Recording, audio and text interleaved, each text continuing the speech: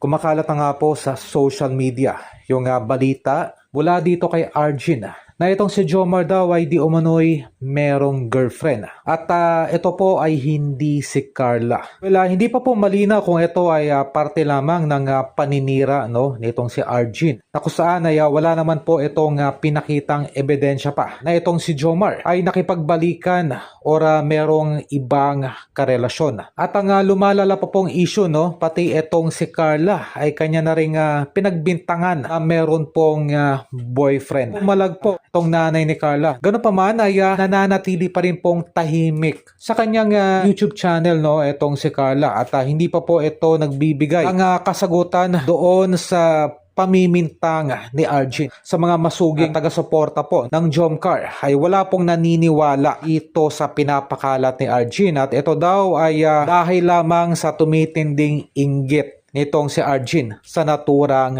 love team. Ayon pa sa mga supporters ng Jomcar ay kaliwat kanan po ngayon ang blessings nitong si Carla at ito po ay labis daw na kinaiinggitan. Kumbaga ay insecure etong si Arjun. At itong si nanay din po ay pumalag na rin na maglabas ng ebidensya. At ito din ay nag-counter itong si Arjun daw ang totoong may kalaguyo. Yan po yung mga batuhan na mga aligasyon. At kung titignan naman sa kanilang love team serye sa huling panayam dito kay Carla ay gusto na rin niyang ihinto at some point yung love team serye. Dahil hindi na daw nito makayanan yung mga bashers. Kung saan ay nawala na siya ng peace of mind. Marahil ay nape-pressure lamang itong si Carla at ang nagpapatibay lamang daw sa kanya para magpatuloy ay walang iba kundi ang kanyang pamilya.